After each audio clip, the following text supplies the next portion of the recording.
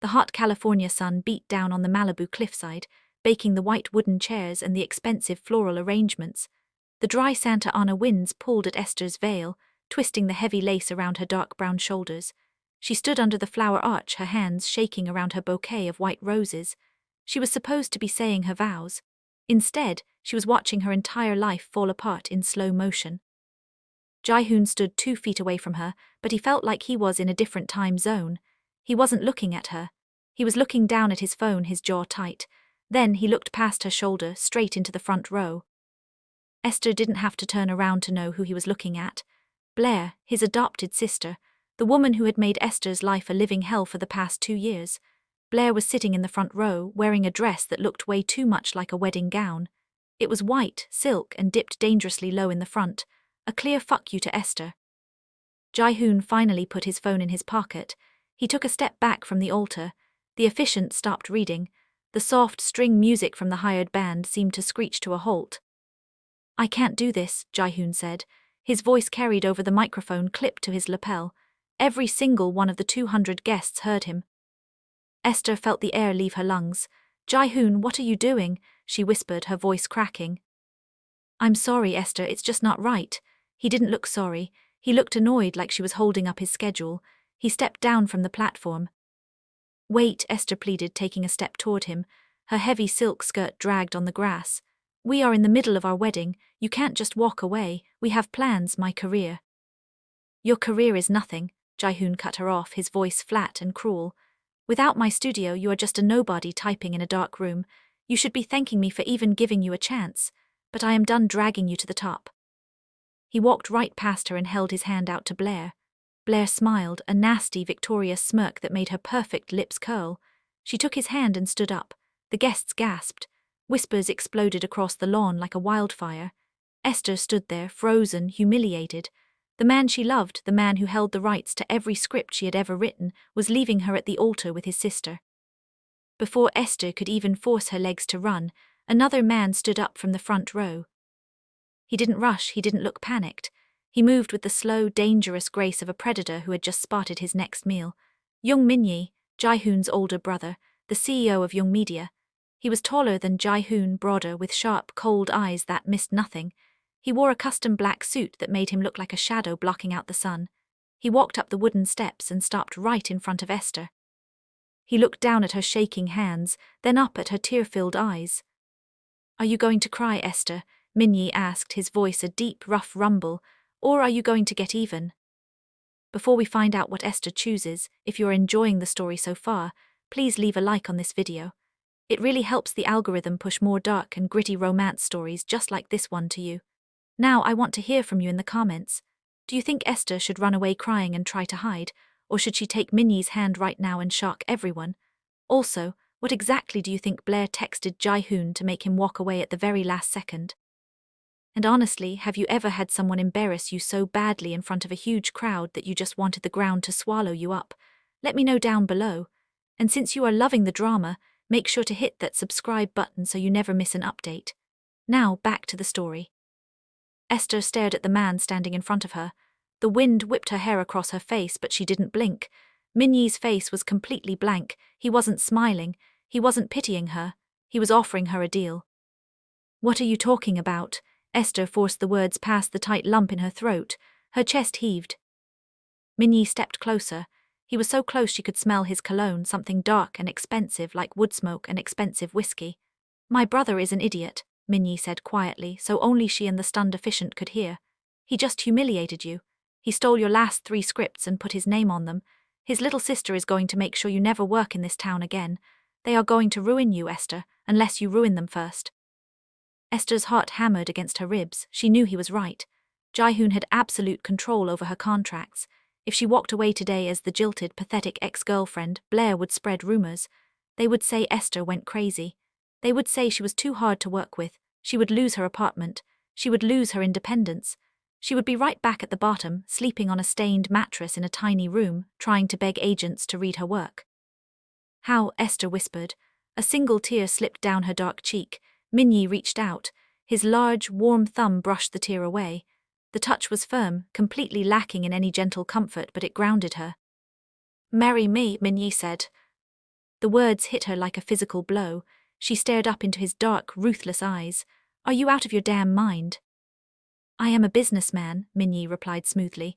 He didn't even look over his shoulder at the crowd of people who were practically falling out of their chairs trying to hear them. My board of directors thinks I am too aggressive. They think I'm a wild dog who needs a leash. They want me to settle down and show some stability. I need a wife, a quiet, smart wife who knows how to play a part. A fake marriage, Esther breathed out. A real marriage on paper, Minyi corrected her. You give me the image of a stable family man. I give you the full backing of my wealth and my name. Jaehoon won't be able to touch your career. Blair will have to bow to you at family dinners. You get your scripts back. You get your money, you get your revenge, and I get the board off my back. Esther looked past Minyi's broad shoulder. At the edge of the lawn, Jaehoon had stopped walking. He was looking back at the altar. He saw Minyi standing close to her. Jaehoon's smug smile vanished. He looked confused. Blair looked pissed off. The sight of Blair's angry face sent a hot spike of anger straight through Esther's chest. For 2 years she had let these people walk all over her. She had played nice. She had kept her mouth shut when Jaehoon took the credit for her late-night writing sessions. She had smiled when Blair insulted her clothes. She was done being the victim. She was done being the good girl.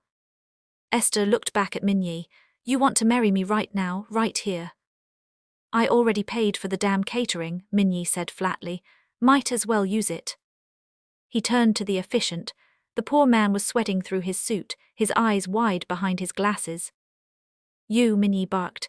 Change the name on the paperwork. Skip the long speeches, get straight to the vows. I can't just do that, sir, the efficient stammered. The license.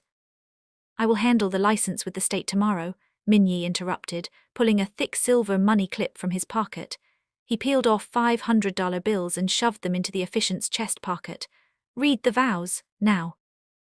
The efficient swallowed hard and nodded. He flipped his book open with shaking hands.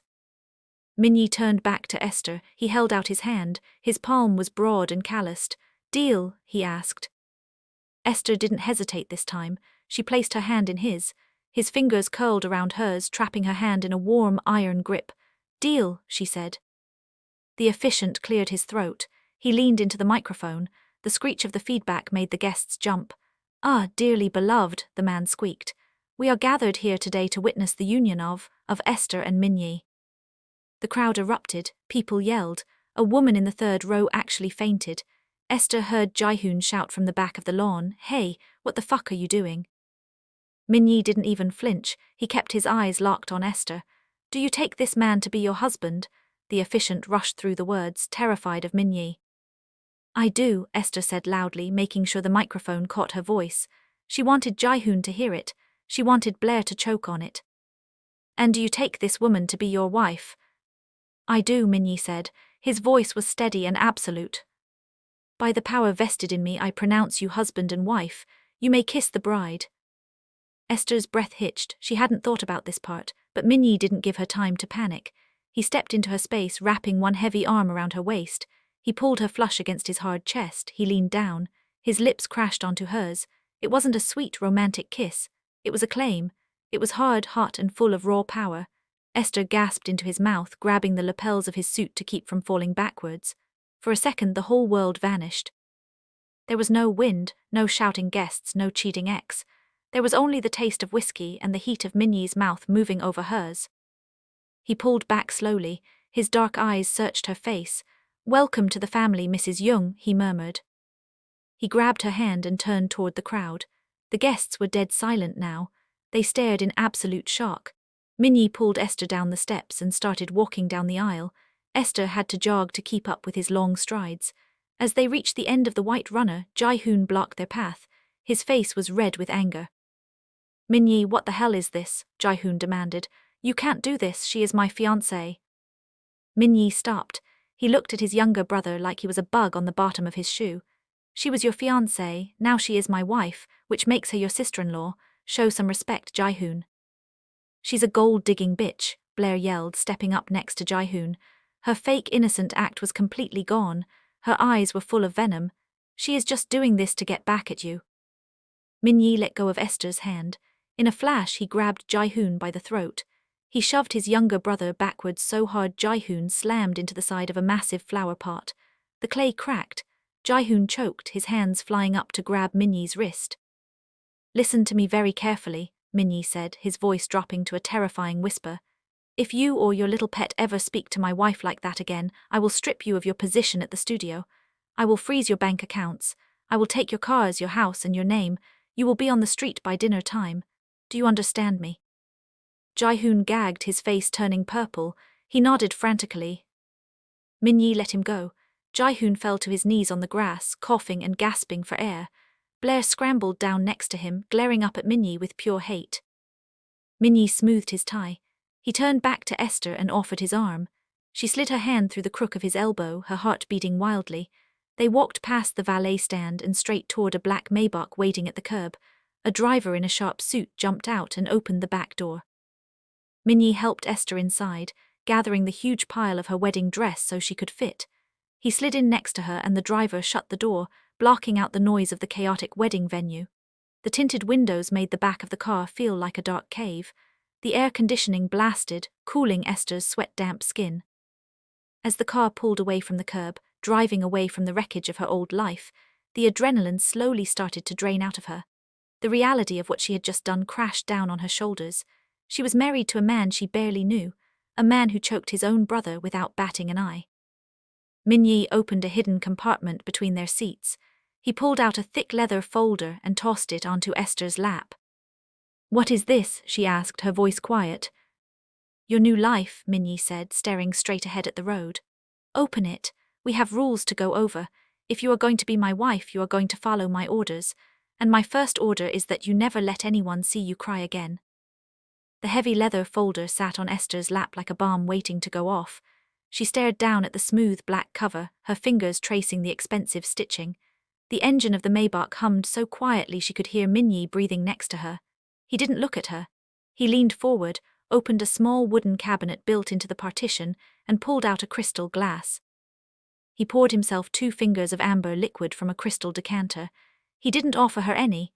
He took a slow sip, his dark eyes fixed on the tinted window as the car sped down the Pacific Coast Highway. Esther finally flipped the folder open. Inside was a thick stack of papers. The top page had the words non-disclosure and marital agreement printed in bold black ink. "You had this ready?" Esther asked. Her voice sounded raspy, tired from the dry wind and the crying. Minyi swallowed his drink. "I am a man who likes to be prepared." "For a fake wedding," she flipped to the second page. "We just did this 10 minutes ago. How do you have a contract printed out?" Minyi turned his head slowly. His dark eyes locked onto hers. "I had a dinner meeting scheduled for tonight. I was going to offer that contract to a daughter of a shipping CEO. She is 22, annoying and talks too much about horses, but she comes from a good family. The board of directors would have liked her." Esther blinked. "You were going to propose to someone else tonight." "It is not a proposal, Esther. It is a business merger." Minyi set his glass down on a small silver tray. "You just saved me a very boring dinner. Read the terms." Esther looked back down at the papers. Her eyes scanned the dense legal text. She skipped past the financial jargon and found a page titled Behavioral Clauses. "Rule 1, Esther read out loud. "The wife will reside in the husband's primary residence in Bel Air, no exceptions." She looked up, her brow furrowing. "I have an apartment."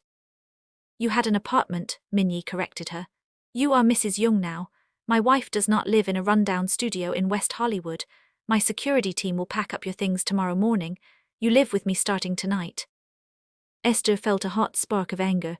"You can't just pack up my life without asking." "I am not asking, I am telling you." Minyi's voice was flat, totally empty of emotion. "If you want my money and my power to crush your ex, you play by my rules.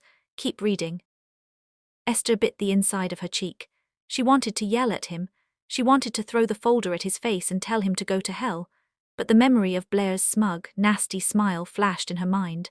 Blair and Jihoon thought she was going to crawl away and hide. They thought they had destroyed her. If she backed out of this car right now, she really would have nothing. "Rule 4, Esther read, her voice tighter now. "The wife will attend all corporate events, galas, and family dinners. She will display affection and unity with the husband."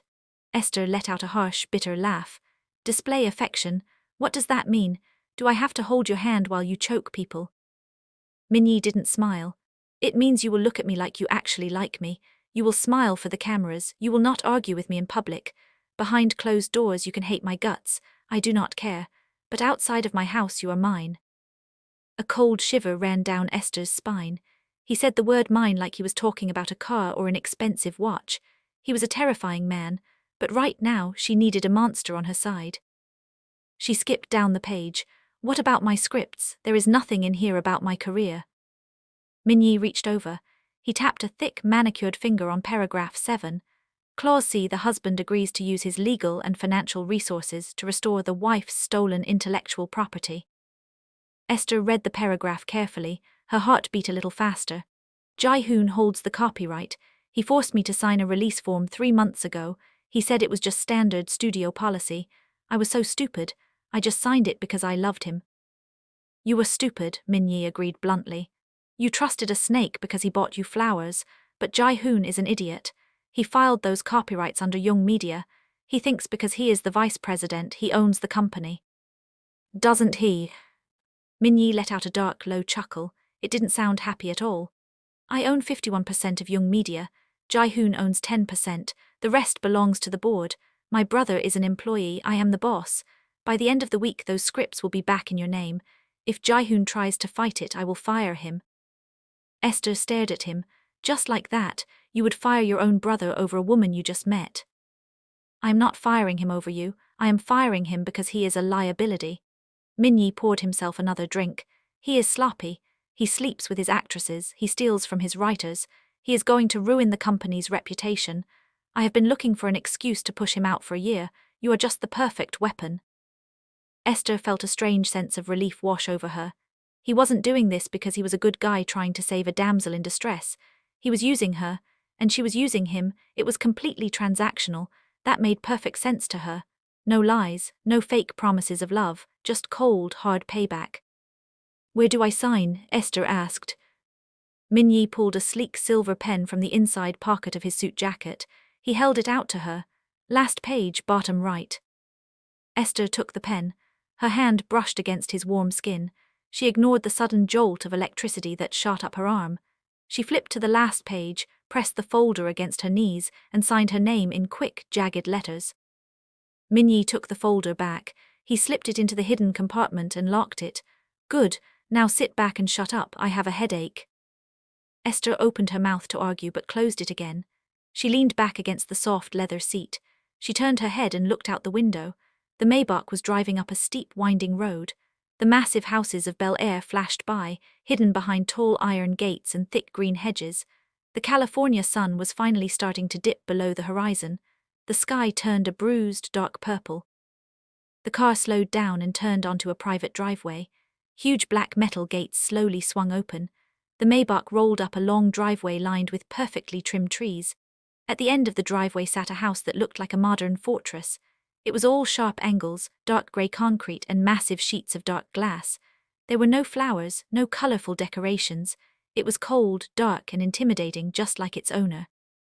The car stopped near the front door. The driver quickly got out and opened Esther's door. She grabbed the heavy layers of her silk wedding dress and stepped out.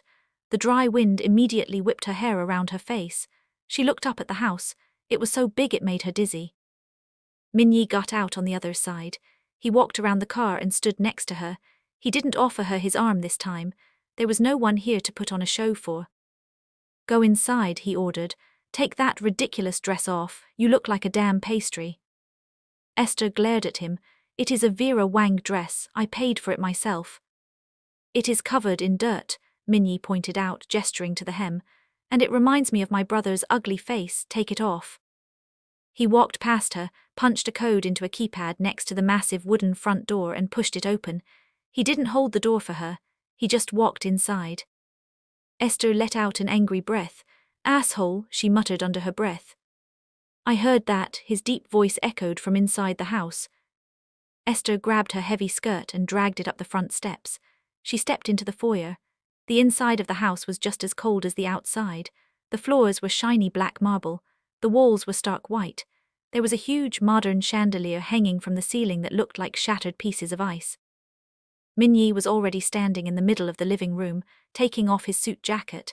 He threw it over the back of a black leather couch. He loosened his silk tie and unbuttoned the top 2 buttons of his black shirt. My staff goes home at 5, Minyi said, rolling up his sleeves to reveal thick, corded muscles on his forearms. It is just us. The guest room is upstairs, first door on the right. There are clean clothes in the closet. The staff bought them for the other woman, but you look like you are about the same size. Try them on. Esther dropped her skirt. I am not wearing another woman's clothes. Minyi stopped and looked at her. He sighed, looking incredibly annoyed. They are clothes, Esther. They have price tags on them. Stop acting like a brat. Put them on, wash your face, and come down to the kitchen. We need to talk about tomorrow. Esther wanted to stand her ground and argue, but her dress suddenly felt like a heavy prison. It was tight around her ribs, making it hard to take a deep breath. And he was right. The hem was completely caked in mud from the lawn at the venue. Without another word, she turned and walked toward the grand staircase. The stairs were made of floating glass steps. She carefully climbed them, terrified her high heels would slip and she would break her neck. She made it to the top floor and found the first door on the right. She opened it and flipped the light switch. The room was massive. The bed was a king size, covered in dark grey sheets. There was a sitting area with a modern velvet couch, a massive flat-screen TV on the wall, and a door leading to an ensuite bathroom that was bigger than her entire old apartment. Esther walked over to the walk-in closet and opened the door. Minyi wasn't lying. The closet was filled with brand new clothes, expensive designer dresses, silk blouses, cashmere sweaters, and rows of pristine shoes, all with the tags still attached. She felt sick to her stomach. He really had this entire life set up for someone else. She was just a last-minute replacement to save his business deal. She reached around to the back of her dress and struggled with the long row of tiny pearl buttons. Her fingers were stiff and tired from shaking all day. She managed to undo the top few, but she couldn't reach the middle of her back. She twisted her arms, grunting in frustration. Fuck, she cursed quietly, dropping her arms. She tried again, pulling at the fabric. The expensive silk dug deeply into her skin. A sharp knock on the bedroom door made her jump. Before she could answer, the door pushed open. Minyi stood in the doorway. He had taken off his dress shoes and was just wearing his black socks. He held a glass of water in one hand and a small white pill in the other. He saw her twisting her arms, trying to reach her back. He walked into the room, his silent footsteps making no noise on the thick carpet. He set the water and the pill on the nightstand. Turn around, he said. Esther froze. I can do it myself. You have been fighting with it for 5 minutes. Turn around, Esther. I do not have all night. She hesitated. Her heart started hammering against her ribs again, but she slowly turned her back to him. She felt the heavy heat radiating from his large body as he stepped right behind her. His hands brushed against her bare shoulders. She gasped softly. His touch was cold now, probably from holding his icy whiskey glass in the car. Minyi didn't say a single word. His large, rough fingers grabbed the tiny pearl buttons. He was surprisingly gentle. He didn't pull or tear the delicate fabric. He slowly worked his way down her spine, undoing each button with careful precision. Every time his hard knuckles brushed against her bare brown skin, a tiny shockwave of heat traveled down her back. The silence in the room was heavy. The only sound was the soft rustle of the heavy silk dress as it slowly loosened around her body. When he reached the very bottom button, right at the curve of her lower back, his hand stopped. His fingers rested lightly against her spine. My brother is a damn fool, Minyi said quietly. His voice was a low rumble right next to her ear. Esther didn't move, she barely breathed. Why? Because he had a loyal woman and he threw her away for a snake. Minyi stepped back, pulling his hands away. Take a shower, take the painkiller on the nightstand. You look like your head is going to explode. Come down to the kitchen in 20 minutes. He turned and walked out of the room, shutting the heavy wooden door behind him. Esther stood perfectly still for a long time. The dress hung loose around her body, completely undone. Her skin still felt warm where his fingers had touched her. She shook her head, trying to clear her confusing thoughts. She couldn't afford to be distracted. This man was dangerous. He was a weapon she was aiming at Jihoon and Blair. If she wasn't careful, she would cut herself on the blade. She stepped out of the heavy dress, leaving it in a pile of white silk on the dark carpet. She walked into the bathroom and turned on the hot water. 20 minutes later, Esther walked down the floating glass stairs. She had scrubbed the expensive wedding makeup off her face. Her natural, dark skin looked fresh, but the dark circles under her eyes were impossible to hide. She had tied her thick curly hair into a messy bun on top of her head. She was wearing a pair of black silk pajama pants and a matching button-down shirt she found in the closet. They were a little loose, but they were incredibly soft. She followed the dim lights down the hallway to the kitchen. The kitchen was a massive, open space with a huge black marble island in the center. Minyi was standing at the stove. He had taken off his black dress shirt and was wearing a simple, tight grey t-shirt. It stretched tightly across his broad shoulders and thick chest. He was cooking. Esther stopped in the doorway, staring in total disbelief. The ruthless CEO who just choked his brother and forced her to sign a legal contract was standing over a hot pan, flipping a piece of meat with a pair of silver tongs. "You cook?" she asked, her voice echoing slightly in the large room. Minyi didn't look up from the pan. "I do not trust other people to make my food. Sit down." Esther walked over to the island and climbed onto a tall black leather barstool. She watched him work. He moved with brutal efficiency, no wasted movements. He plated 2 pieces of perfectly seared steak, added some grilled asparagus, and slid one of the plates across the marble counter toward her. He set down a fork and a sharp steak knife next to it. "Eat," he commanded. Esther looked at the food. Her stomach suddenly growled loudly. She hadn't eaten anything since 6 o'clock that morning. She had been too nervous about the wedding. The smell of the hot steak made her mouth water. She picked up the knife and cut a small piece. She took a bite. It was perfectly cooked, melting in her mouth with rich, salty flavor. She closed her eyes for a second, letting out a soft moan of appreciation. When she opened her eyes, Minyi was watching her. His dark eyes tracked the movement of her throat as she swallowed. He looked down at his own plate and started cutting his meat. "Tomorrow," Minyi said between bites, "the news of the wedding is going to break. Jae-hoon is going to try to spin it. He will tell the media that you cheated on him with me. He will try to make you look like a gold-digging whore." Esther stopped chewing. She slammed her fork down on the marble counter. The loud clack made Minyi pause. "I will not let him do that," Esther said, her voice shaking with fresh anger. "I will go to the press myself. I will tell them he left me at the altar for his own sister." "You will do no such thing," Minyi replied calmly. "You will not speak to the press. You will not post on social media. You will not answer your phone." "So I just let him ruin my reputation," Esther yelled, standing up from the stool. "That is exactly what I married you to stop." Minyi slowly put his knife down. He looked up at her, his face completely blank. "Sit down, Esther." "No, you said you would protect me. If everyone thinks I am a cheater, no studio will ever buy my scripts again." Minyi stood up from his stool. He was so tall he cast a giant shadow over her. He walked slowly around the marble island until he was standing right in front of her. He reached out and grabbed her shoulders. His grip was hard, holding her firmly in place. "I told you to sit down," he said, his voice dropping to a dangerous whisper. Esther glared up at him, refusing to back down, and I said no. Minyi stared into her angry eyes. A tiny muscle feathered in his tight jaw. For a second, Esther thought he was going to yell at her, or worse, but then, very slowly, the corner of his mouth twitched upwards. It was a dark, wicked smirk. "You have a lot of fire in you," Minyi murmured. He leaned his face down until his nose was almost touching hers. "I like that, but you need to learn how to play the game. Jae-hoon expects you to panic. He expects you to cry to the media. If you stay quiet, he will get nervous. He will make a mistake." "And then what?" Esther whispered. She couldn't move away, he was too close. "And then," Minyi said softly, "we strike. On Friday there is a massive charity gala hosted by Young Media. Every reporter in the city will be there. Jae-hoon will walk the red carpet with Blair, expecting to be the center of attention." Minyi's hands slid from her shoulders down to her waist. He gripped her hips, pulling her an inch closer to his chest. "We are going to walk into that gala," Minyi said, his eyes burning with dark intent. "You will be wearing $1 million in diamonds. You will be on my arm.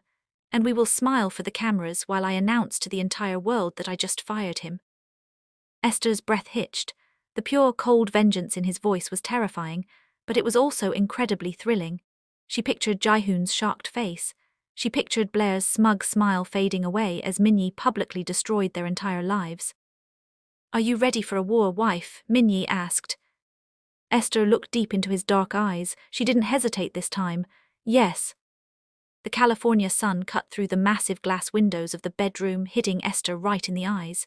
She groaned and rolled over, burying her face in the expensive grey pillows.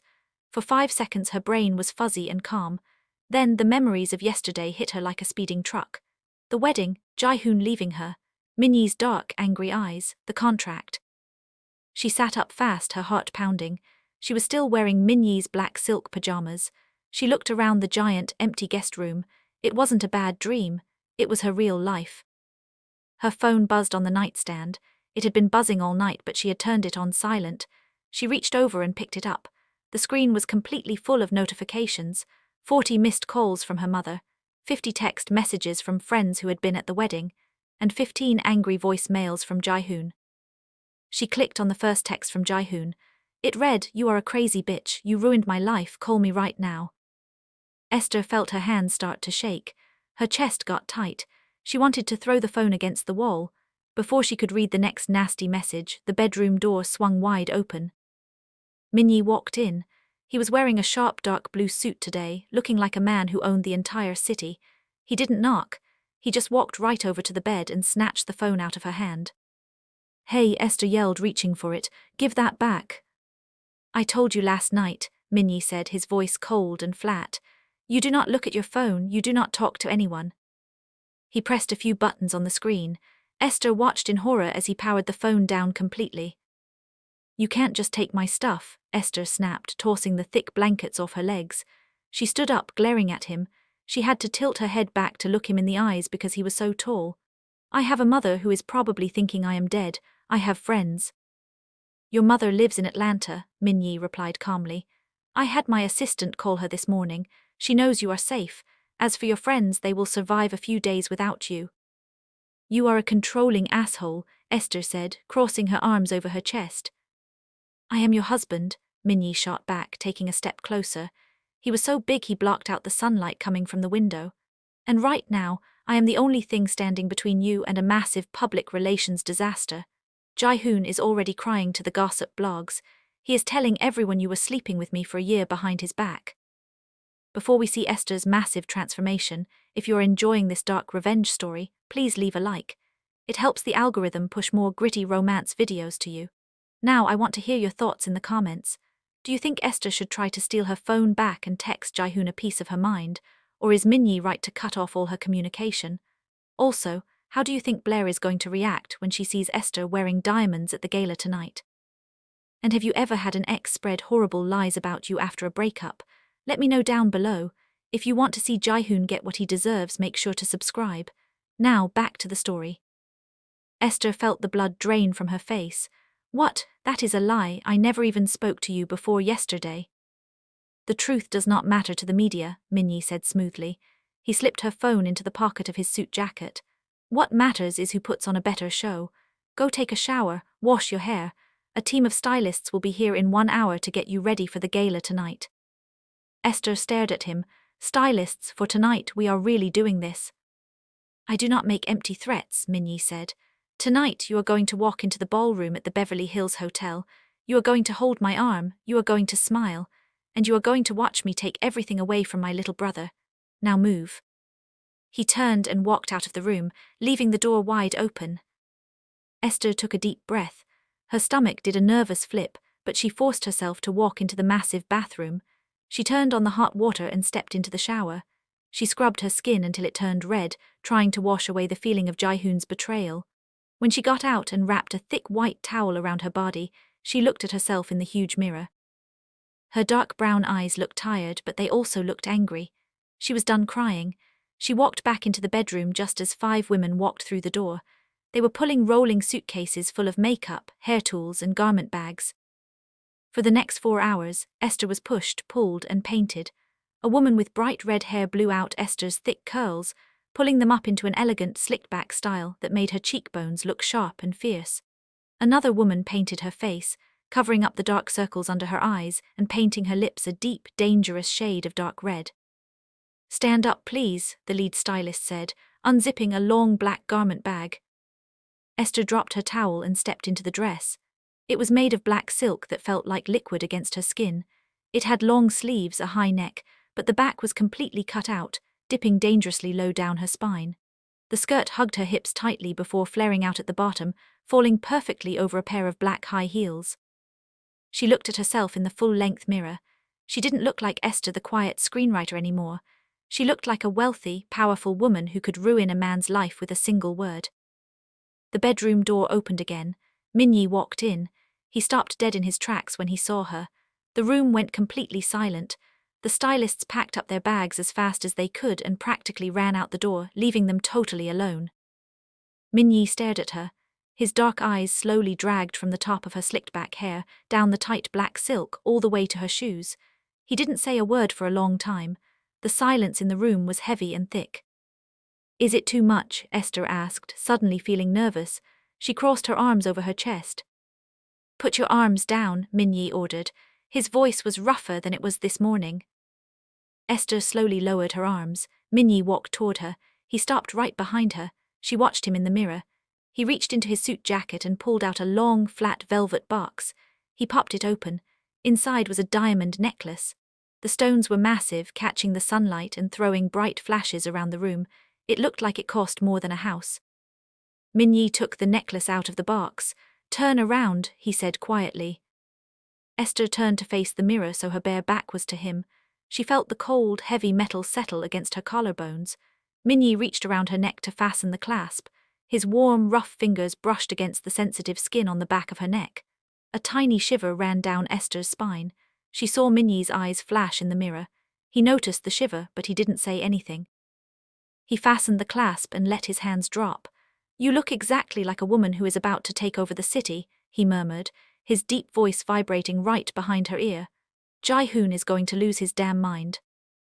"Good," Esther said, staring at her own reflection. "I want him too." "Remember the plan," Minyi said, taking a step back. "You stay close to me, you do not talk to the reporters. If Jai-hoon tries to talk to you, you look at him like he is trash. Let me do the talking. Understand?" "I understand." "Let's go, the car is waiting." The drive to the Beverly Hills Hotel took 45 minutes because of the Friday night traffic. The back of the Maybach was totally quiet. Minyi sat on his side of the car, looking at some papers in a folder. Esther looked out the window, watching the palm trees and the expensive stores roll by. Her heart was beating so hard she thought it was going to crack her ribs. The car turned onto Sunset Boulevard and pulled up to the front of the hotel. The entire driveway was blocked off with velvet ropes. Hundreds of photographers were packed behind the ropes, their cameras flashing like crazy lightning. Security guards in black suits were yelling at people to step back. "Ready?" Minyi asked, closing his folder and looking at her. Esther took a deep breath. She reached down and grabbed her black clutch purse. "I am ready." The driver opened Minyi's door first. Minyi stepped out into the flashing lights. The crowd of reporters started screaming his name. He ignored them. He walked around the back of the car and opened Esther's door himself. He held out his large hand. Esther put her hand in his. His grip was tight, pulling her out of the car. The second her black heels hit the red carpet, the photographers went absolutely wild. "Esther, over here." "Minyi, is it true? Did you steal your brother's girl?" "Esther, why did Jai-hoon leave you at the altar yesterday?" The questions hit her like physical punches. They were so loud and so mean. Esther froze for a second, the panic rising in her throat. She wanted to run back into the dark car. Minyi didn't let her. He pulled her flush against his side. He wrapped a heavy, protective arm tightly around her waist. His thumb pressed firmly into the silk fabric on her waist, grounding her. "Smile, wife," he whispered softly, leaning his head down so his lips brushed against her hair. "Look straight ahead. Let them choke on it." Esther forced her chin up. She pulled her lips into a perfect, cold smile. She looked straight ahead at the doors of the hotel and started walking. She kept her pace matched to his long strides. With his arm around her, she didn't feel scared anymore. She felt untouchable. They walked past the screaming reporters and stepped through the glass doors into the main lobby. The noise from the street got cut off instantly. The lobby was filled with the richest, most powerful people in the entertainment industry. Women in sparkling gowns and men in sharp tuxedos stood around drinking champagne. The moment Minyi and Esther walked in, the music seemed to stop. People stopped talking. Every single head in the room turned to look at them. People started whispering behind their hands. Esther felt her stomach drop, but she kept her back straight. Keep walking, Minyi muttered, steering her toward the grand ballroom. They walked through the arched doorway into the main event space. It was decorated with thousands of white roses and crystal chandeliers. Right in the middle of the room, standing next to the main bar, was Jae-hoon. He was wearing a white tuxedo jacket. He had a glass of champagne in his hand, and he was laughing loudly at something a producer was saying. Standing right next to him, holding onto his arm like a possessive snake, was Blair. She was wearing a bright red dress that looked incredibly cheap compared to Esther's black silk. Blair saw them first, her smile vanished, her eyes went wide. She tugged hard on Jae-hoon's sleeve and pointed. Jae-hoon turned around. His jaw literally dropped open. He stared at Esther like he was seeing a ghost. His eyes dropped to the massive diamond necklace shining on her chest, then moved down the tight fit of her expensive black dress. He looked sick. Minyi didn't stop walking. He guided Esther right through the crowd, heading straight for his brother. The other guests parted out of their way like the Red Sea. No one wanted to get in Minyi's way when he looked this dangerous. They stopped 3 feet away from Jae-hoon and Blair. "Having a good time, little brother?" Minyi asked. His voice was completely calm, but it carried over the quiet murmurs of the room. Jae-hoon swallowed hard. He looked at Minyi, then glared at Esther. "What the fuck is she doing here, Minyi? You brought this crazy bitch to my company event." Esther's blood boiled. She wanted to slap the smug look off his face, but she felt Minyi's fingers squeeze her waist, a silent warning to let him handle it. "Watch your mouth," Minyi said, his eyes turning into dark, cold slits. "You are speaking to my wife." Blair let out a nasty, high-pitched laugh. "Your wife? Oh please, we all know this is a pathetic fake stunt. She probably begged you to bring her here so she could stalk Jae-hoon. She is completely obsessed with him. She can't let him go." "Stalk him," Esther finally spoke up. Her voice was smooth and sharp, surprising even herself. "Blair, the only thing I'm obsessed with is washing the stink of your brother out of my life. He was a bad habit. I quit him." Several people standing nearby gasped. Jae-hoon's face turned bright red. "You little piece of shit," he hissed, taking a step toward Esther. "You think you can talk to us like that? You are nothing without me. I own your scripts. I own your career." Minyi stepped slightly in front of Esther, blocking Jae-hoon's path. "Actually, you don't own anything." Jae-hoon stopped. He looked confused. "What are you talking about?" Minyi pulled a sleek silver phone out of his pocket, not Esther's phone, his own. He tapped the screen a few times and held it up so Jae-hoon could see it. It was an email from the legal department of Young Media. "As of 4 o'clock this afternoon, I ordered the legal team to transfer the copyright of all 3 of Esther's scripts out of the company vault and directly into her personal name," Minyi said slowly, making sure everyone in the circle heard him. "You can't do that," Jae-hoon yelled, his voice cracking. "I am the vice president of the studio. Those are my properties." "Not anymore," Minyi replied. He slipped the phone back into his pocket. He looked at Jae-hoon with pure disgust. "I had a long meeting with the board of directors this morning. I showed them the financial records you tried to hide, the money you stole from the production budget to pay for Blair's shopping trips, the bribes you took from casting directors." Blair let go of Jae-hoon's arm. She took a step back, looking terrified. "Jae-hoon, what is he talking about?" "Shut up, Blair," Jae-hoon snapped. He looked back at Minyi, panic finally setting into his eyes. "Minyi, wait, let's go to the office and talk about this. We are brothers. You can't humiliate me in front of the press." "You humiliated my wife in front of 200 people yesterday," Minyi stated coldly. "You left her at the altar. Did you think I was going to let that slide?" "You don't even care about her," Jae-hoon screamed, looking completely desperate. People were starting to pull their phones out to record the fight. "You just met her yesterday." "I care about the reputation of my family name," Minyi said. "And you have dragged it through the mud for the last time. The board took a vote at noon. It was unanimous." Minyi paused, letting the silence build in the room. He stared directly into his brother's eyes. "You are fired, Jae-hoon. You are stripped of your title. You have no office, no salary, and no shares. You are completely cut off." The ballroom erupted into loud whispers. Jae-hoon dropped his glass of champagne. The expensive crystal shattered on the marble floor, splashing alcohol all over his shiny black shoes. He stood there, completely frozen, his mouth opening and closing like a fish out of water. Blair looked around the room at the staring faces. She covered her face with her hands and ran out the side doors, leaving Jae-hoon completely alone. Minyi didn't look at the broken glass. He turned his head and looked down at Esther. Are you hungry? He asked, completely ignoring the destroyed man standing in front of him. Esther looked at Jae-hoon. The man who had controlled her, used her, and broken her heart. He looked so small right now, so weak. A wave of pure, intense satisfaction washed over her. She smiled up at Min-yi, a real, bright smile. Starving, she said. Good, Min-yi murmured. He put his hand on the small of her back. Let's go get a table. They walked away, leaving Jae-hoon standing in a puddle of champagne and broken glass. Min-yi led her to a VIP table near the front of the stage. The table had a reserved sign with his name on it. He pulled out a chair for her. Esther sat down, smoothing the heavy silk of her skirt. Min-yi sat down in the chair right next to hers. He didn't sit across from her. He sat so close his knee brushed against her leg under the tablecloth. A waiter rushed over immediately, pouring ice-cold water into their glasses and setting down plates of tiny, expensive appetizers. Eat, Min-yi ordered, picking up his water glass. You look like you are going to pass out. Esther picked up a small piece of toasted bread topped with caviar. Her hands were still shaking a little bit, but it was from adrenaline, not fear. She popped the food into her mouth and chewed slowly. I can't believe you actually did that, she whispered, leaning closer to him so the people at the next table couldn't hear. You really fired him, just like that. Min-yi looked at her. The harsh, cold light in his eyes had dimmed just a little bit.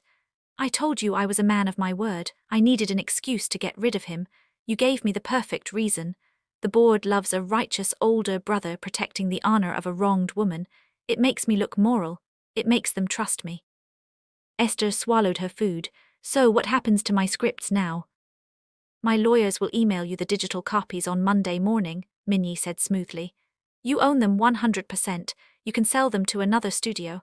You can throw them in the trash. I do not care. They are yours. Esther stared at him.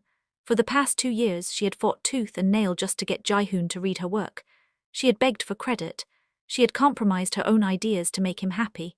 Now, this terrifying, violent man had handed her entire life back to her in less than 24 hours. Thank you, she said softly. She really meant it. Min-yi's jaw tightened. He looked away from her face, staring out at the dance floor. Do not thank me. This is a business arrangement. You played your part perfectly tonight. You looked beautiful. You did not flinch when he yelled at you. The cameras got exactly what I wanted. Right, Esther said. She leaned back in her chair. The cold reality of the contract settled back over her shoulders. She was just a prop to him, a tool to secure his power at the company. She needed to remember that. If she started believing this was real, she was going to get hurt worse than Jae-hoon ever hurt her. The string quartet on the stage started playing a slow, sweeping song. Couples started walking out onto the polished wooden dance floor.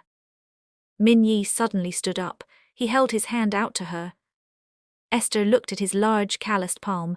What are you doing? Rule 4, Min-yi said, his voice flat. We must display unity and affection. Everyone in this room is watching us right now to see if this marriage is real. Get up. Esther let out a short breath. She put her hand in his and let him pull her to her feet. He led her out onto the edge of the dance floor. He turned to face her. He placed one large hand firmly on her lower back, right where the silk dress dipped low. His skin was hot against her bare back. He grabbed her other hand and held it up.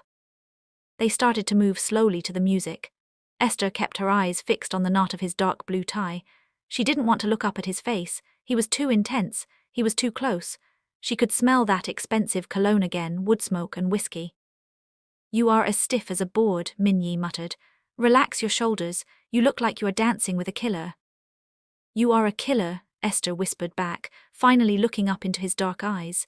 You just killed your brother's entire career without blinking. Min-yi's mouth twitched. That dark, wicked smirk returned. He pulled her an inch closer, sliding his hand further around her waist. That is corporate business, Esther. It is not murder. Stop fighting my lead and just follow my steps. Esther let out a soft sigh and forced her tense muscles to relax. She let him guide her across the floor.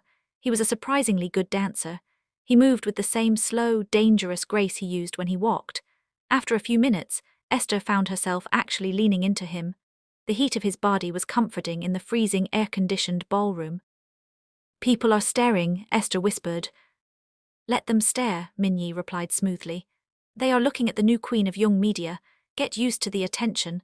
Tomorrow night we are going to a private dinner party at the mayor's house. You will wear a blue dress.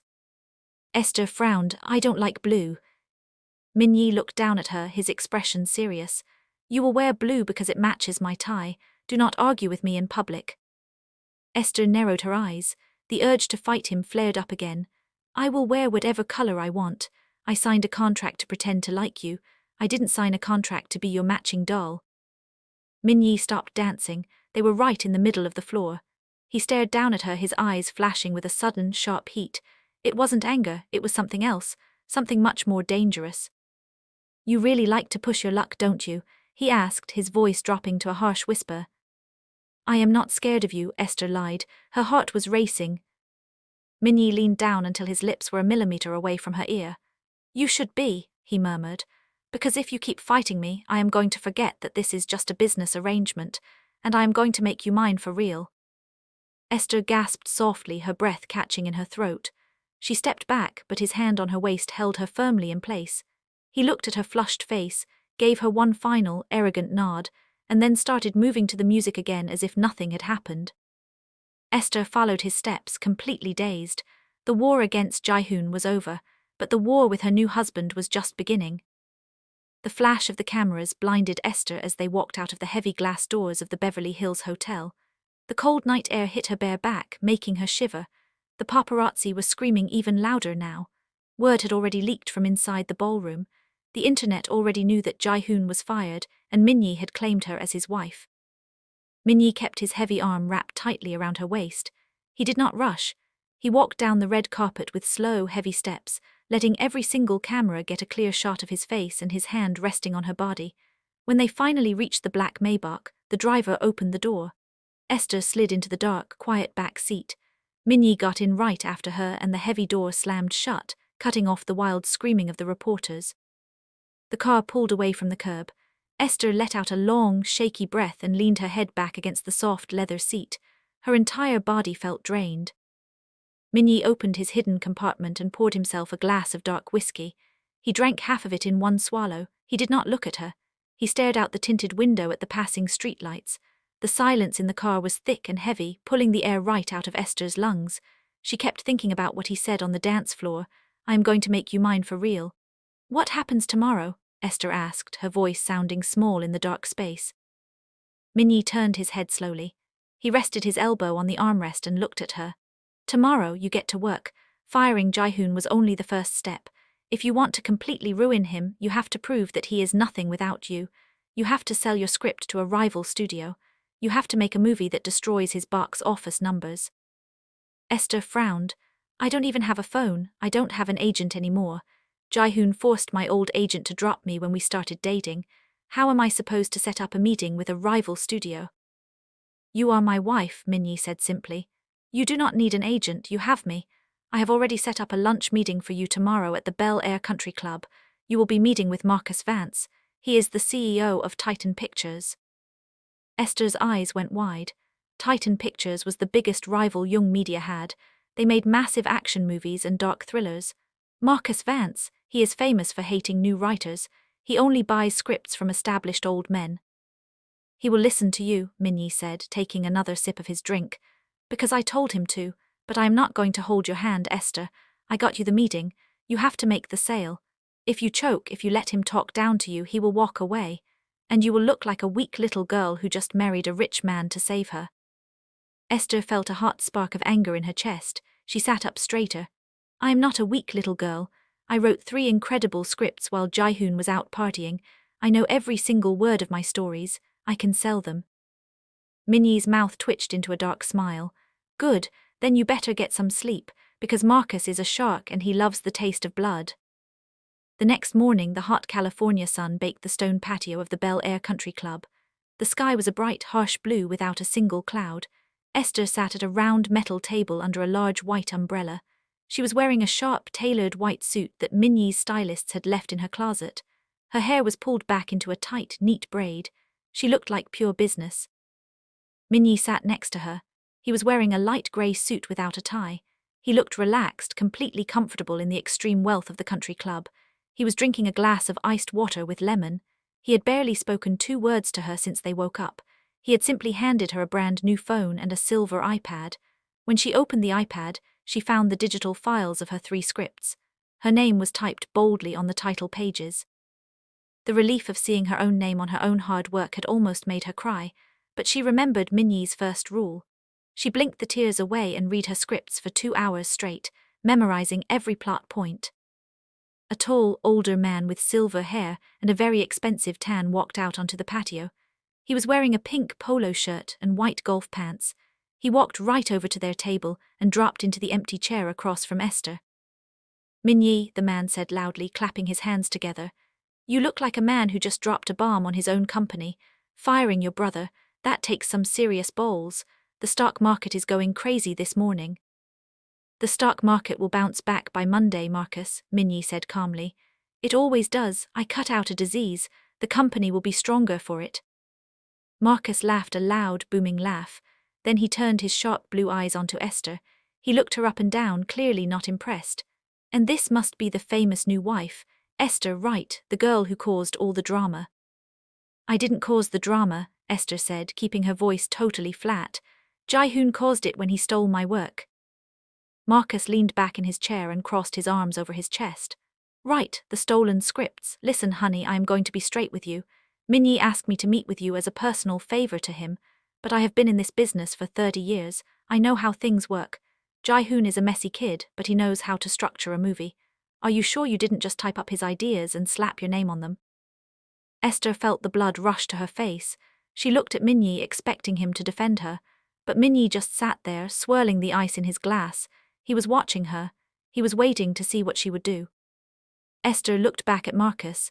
She placed her hands flat on the metal table. She leaned forward. "Let me tell you exactly how this works, Marcus," Esther said, dropping her polite tone completely. Her voice was cold and hard. "Tycoon does not know how to structure a damn thing.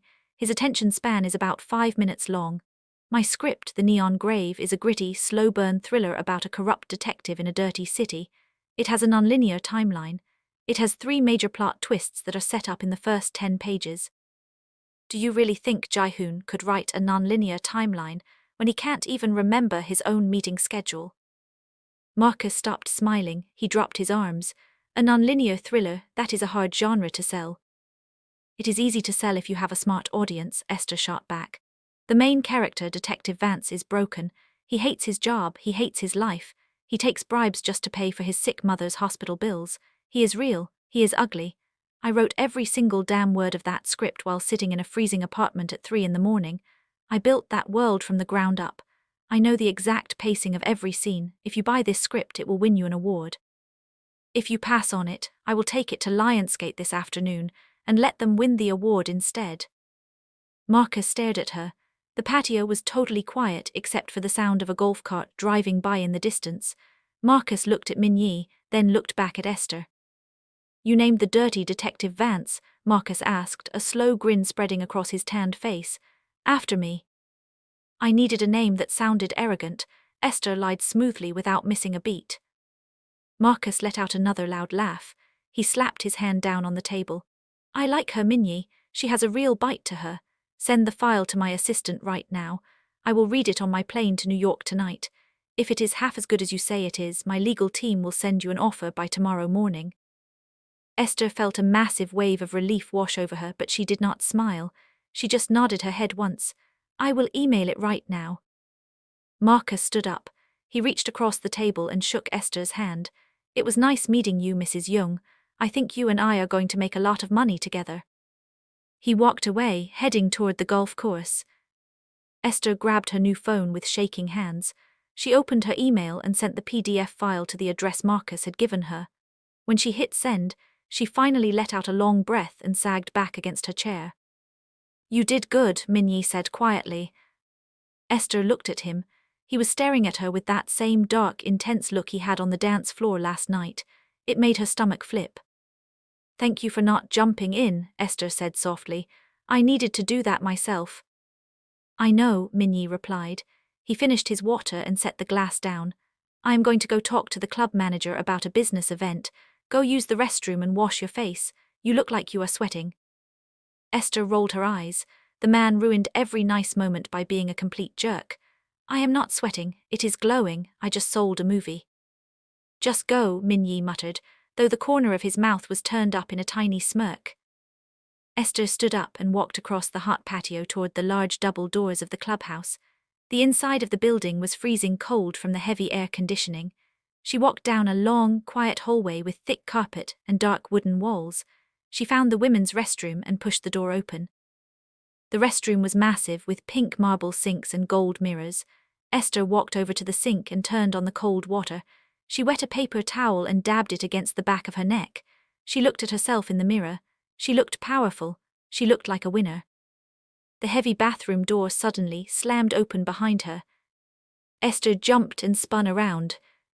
Blair stood in the doorway. She looked like a complete disaster. Her blonde hair was messy and unbrushed. She was wearing a pair of dark sunglasses, but Esther could see the smeared black mascara running down her cheeks. She was wearing yesterday's clothes. She looked like she hadn't slept at all. Blair let the heavy door swing shut. She locked it with a loud metallic click. Esther's heart started to pound, but she stood her ground. She crossed her arms over her white suit jacket. "What the hell are you doing here, Blair? This is a private club." "I followed you," Blair hissed, taking a step forward. Her voice was shaking with pure rage. "I waited in my car outside your stupid giant house all morning. I followed your stupid black car all the way here." "You are stalking me now?" Esther asked, raising an eyebrow. "That is really pathetic even for you." Blair ripped her sunglasses off and threw them on the marble floor. They cracked loudly. "You ruined my life, do you hear me? You ruined everything. Jae-hoon is completely broke. The company locked his bank accounts. He can't even pay the rent on his apartment. He spent the entire night crying on my floor." Esther felt a dark, satisfying thrill run through her blood. "Good.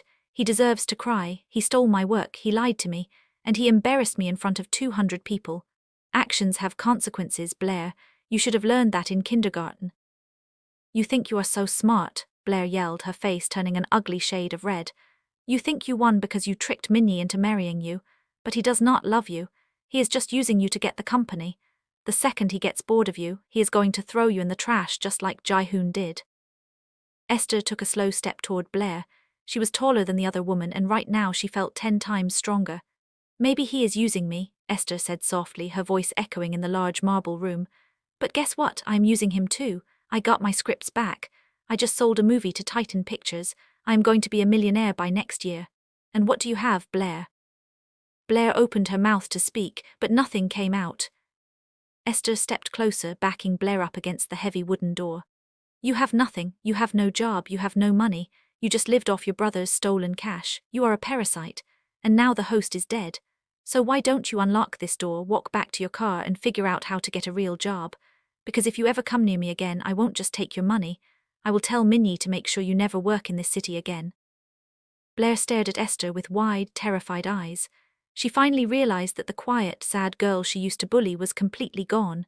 Esther was not playing a game anymore. Blair's hands shook as she reached behind her back and unlocked the door. She pulled it open and ran out into the hallway, sobbing loudly. Esther stood in the empty bathroom. Her hands were shaking slightly from the adrenaline, but she felt amazing. She took a deep breath, turned back to the mirror and fixed a single loose hair in her braid. Then she walked out to find her husband. Esther pushed open the heavy double doors of the country club and walked out into the hot afternoon sun. Minnie was standing by the valet stand, his hands deep in his pockets. He was staring out at the green rolling hills of the golf course, but the second the doors clicked shut behind her, his head snapped around. His dark eyes locked onto her. He did not miss a single thing. He studied the way she walked, the straight line of her shoulders and the hard look in her eyes. The valet pulled the massive black Maybach up to the curb. Minnie opened the back door, but he did not get in. He waited for her to step up next to him. "You look different," Minnie said quietly. His voice was a low rumble over the noise of the running car engine. "You look like you just killed someone and enjoyed it." "I didn't kill anyone," Esther said, looking up at him. She didn't smile, but her heart was beating with a steady, strong rhythm. "But I did run into Blair in the women's restroom." Minnie's entire body went completely stiff. The relaxed, confident businessman vanished in an instant. The dangerous, violent man who choked his own brother took his place. He pulled his hands out of his pockets. He took a half step closer to her, his eyes flashing with sudden, cold rage. "Did she touch you?" he asked. The question sounded like a threat. No, Esther said quickly, putting her hand flat against his chest to stop him from moving any closer. His chest felt like a wall of solid rock under his soft grey shirt. She didn't even try. She just yelled at me. She told me Jihoon is completely broke and crying on her floor. She tried to tell me that you were just using me and that you would throw me away. Minyi stared down at her hand resting on his chest. Then he looked back up into her eyes. And what did you say to her? I told her she was a parasite, Esther replied, keeping her voice completely steady. I told her to get a real job, and I told her that if she ever came near me again, I would make sure she never worked in this city. The anger slowly drained out of Minyi's face. The corner of his mouth twitched. It was that same dark, wicked smirk that always made Esther's stomach do a nervous flip. He reached up and covered her hand with his large palm, pressing her fingers gently against his chest before letting her go. Get in the car, wife, he murmured. I think I am actually starting to like you. Esther felt a hot flush spread across her cheeks. She turned quickly and slid into the cool, dark back seat of the Maybach. She didn't want him to see how much those words affected her. He didn't mean it in a sweet, romantic way. He liked her because she was vicious. He liked her because she was playing his twisted game perfectly. But a tiny, stupid part of her heart still thrilled at the praise. The drive back to the Bel Air mansion was quiet. The sun was finally starting to drop lower in the sky, turning the California clouds bright orange and pink. When they pulled through the heavy iron gates and stopped in front of the dark concrete house, Minyi looked at his watch. It is 4 o'clock, he said, opening his door. The mayor's dinner party starts at 7. The dress I told you to wear is hanging in your closet. Be downstairs by 6:30. And Esther. She paused with her hand on the door handle. What? Do not test me tonight, he said, his voice completely serious. The people at this dinner are not actors or dumb producers. They are politicians, judges, and billionaires. They are the people who actually run this state. They will be watching every single move you make. If you slip up, they will tear you apart. I won't slip up, Esther promised. She got out of the car and walked into the massive, freezing house. She went straight up the glass stairs to the guest room. Just like he said, there was a long black garment bag hanging on the front of her closet door. She unzipped it slowly. The dress inside was beautiful. It was a deep, dark navy blue. The fabric was heavy silk, designed to drape over every single curve of her body. It had thin straps, a simple square neckline, and a high slit up the left leg. It wasn't flashy or covered in diamonds like the dress from the night before. It was simple, elegant, and completely intimidating. Esther spent the next hour washing her face, redoing her makeup, and pinning her thick dark curls into a sleek twist at the back of her head.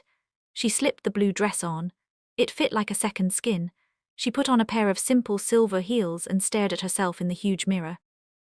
She looked like money, old, quiet money. A sharp knock on the bedroom door made her turn around. Come in, she called out. Minyi opened the door. He was wearing a perfectly tailored black suit. His shirt was crisp and white, and right at his throat, perfectly tied, was a dark navy blue silk tie. It matched her dress exactly.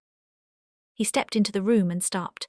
His dark eyes slowly dragged from the top of her head all the way down to her silver shoes. He didn't say a word for a long time. The heavy silence filled the massive bedroom. Esther crossed her arms over her chest, feeling completely exposed under his intense stare. I told you I don't like matching outfits, she said, trying to break the heavy tension in the air. It makes us look like a cheesy prom couple. Minyi started walking toward her. His black dress shoes made no sound on the thick carpet. He stopped right in front of her. He was so close she could feel the heat radiating off his large body. He smelled like expensive soap and his dark, smoky cologne. We are not a prom couple, Minyi said, his voice dropping to a low, rough whisper. We are a united front. When those politicians look at you tonight, I want them to know exactly who you belong to. The blue tells them you are mine. Esther's breath hitched. She hated how controlling he was, but she couldn't deny the sudden rush of heat that pooled low in her stomach. I don't belong to anyone, she whispered back, refusing to look away from his dark eyes. I signed a contract. I am your business partner. Minyi reached up. His large, rough fingers gently grabbed her chin. He tilted her face up just a fraction of an inch. His thumb brushed against her bottom lip. The touch sent a wild jolt of electricity straight through her veins. Keep telling yourself that, Esther, he murmured, his face leaning closer to hers. Keep pretending you don't feel this. He didn't kiss her. He just held her chin for one more agonizing second, letting his words sink in. Then he dropped his hand and stepped back. The cold air rushed in between them. "Let's go," he said, turning around and walking out the door. "We are going to be late." Esther stood frozen for a moment, her chest heaving as she tried to catch her breath. She pressed her fingers against her lips where his thumb had just touched her. Her skin was burning. She cursed under her breath, grabbed her small silver clutch purse and followed him out of the room. The drive to Beverly Hills was different this time. Minyi didn't ignore her. He sat close to her in the back of the Maybach. His large thigh pressed warmly against her leg in the dark. He opened his leather folder and briefed her on the people they were going to meet. He told her which judge was taking bribes, which politician was sleeping with his secretary, and which billionaire was secretly on the verge of going broke. "Information is power, wife," Minyi said, sliding the folder back into the hidden compartment. "If anyone tries to insult you tonight, you don't have to yell at them. You just have to look at them like you know their dirty secrets. It scares them to death." The car pulled up to a massive, sprawling estate hidden behind thick green hedges. There were no flashing cameras here, no screaming reporters. This was a private event. The security guards at the front gate carried heavy black guns on their hips. They checked Minyi's name on an iPad and waved the car through. The Maybach stopped in front of a huge stone fountain. Minyi got out and held his hand out for Esther. She took it, letting him help her out of the low car. The night air was cool and breezy, carrying the smell of expensive flowers and cigar smoke. Minyi didn't just hold her hand this time. He wrapped his heavy arm around her waist and pulled her flush against his side. "Smile," he ordered quietly. Esther put on her best, coldest smile. They walked up the stone steps and into the massive house. The inside looked like a museum. Huge oil paintings hung on the walls. The floors were covered in thick, expensive rugs. About 50 people were standing in small groups, drinking wine from crystal glasses. The second Minyi walked into the room, the conversation stopped. People turned to look at them. Just like last night, Esther felt the heavy weight of their stares, but this time she didn't feel panicked. She felt ready. She remembered what Minyi told her. She looked back at the rich faces and imagined all their dirty, hidden secrets. A short, older man with a bald head and a completely fake smile walked over to them. He held a glass of red wine in his hand. "Minyi," the man practically yelled, holding out his free hand. "I was worried you wouldn't show up. The news today has been absolutely wild. Firing your own brother, that is cold even for you." Minyi shook the man's hand firmly. "It was business, Mayor, nothing personal. I cut the dead weight." The mayor laughed, but it sounded nervous. He looked at Esther. His eyes darted down to the slit in her blue dress before coming back up to her face. "And this must be the reason for all the drama, the new Mrs. Young. It is a pleasure to meet you, my dear." "It is Esther," she said, keeping her voice smooth and polite. She did not offer her hand for him to shake. "And the pleasure is mine, Mayor." "I have to admit I was shocked," the mayor said, taking a sip of his wine. He looked back at Minyi. "Jae-hoon has been crying to some of my friends on the city council today. He says you stole his fiancée and his best properties just to punish him. A lot of people are saying this marriage is just a cheap stunt to cover up a hostile takeover of the studio." The air around them grew freezing cold. The people standing nearby went completely silent, listening to the conversation. Minyi's arm tightened like a steel band around Esther's waist. She could feel the muscles in his jaw ticking. He was about to destroy the mayor right in his own living room. Before Minyi could open his mouth, Esther stepped slightly forward. She kept her back straight and her eyes locked onto the mayor's face. "People talk a lot when they are losing," Esther said softly. Her voice carried perfectly through the quiet room. "Jae-hoon didn't have any properties to steal. He was just putting his name on my hard work. I sold my latest script to Titan Pictures this afternoon for a massive profit. Young Media missed out on a huge payday because Jae-hoon was too busy playing games. My husband didn't steal me. He invested in me. Because unlike his brother, Minyi actually knows how to recognize real value." But the mayor's fake smile completely vanished. He stared at Esther, his mouth opening slightly in shock. He clearly expected her to be a quiet, pretty doll. He didn't expect her to bite back with cold, hard business facts. Minyi let out a low, dark chuckle. He pulled Esther back against his side, his large hand resting firmly on her hip. He looked at the mayor with a look of absolute triumph. "My wife is the smartest person in this room," Minyi said, his voice dripping with dangerous pride. "If anyone on the city council has a problem with how I run my company or my family, they can come speak to me directly. But I suggest they mind their own damn business. Don't you agree, Mayor? The mayor swallowed hard, his face turned a little pale. Of course, Minyi, absolutely, it is a brilliant move. Congratulations on the sale, Esther. He quickly turned around and practically ran away into the crowd. Esther let out a tiny breath. Her heart was racing, but she felt incredible. She looked up at Minyi. He was already looking down at her. His dark eyes were burning with a heat that had nothing to do with anger. He looked like he wanted to drag her out of the party and throw her into the back of the car right now. You are going to be the death of me, Minyi muttered, leaning down so his lips brushed against her ear. Keep acting like that, and I will not be able to keep my hands off you.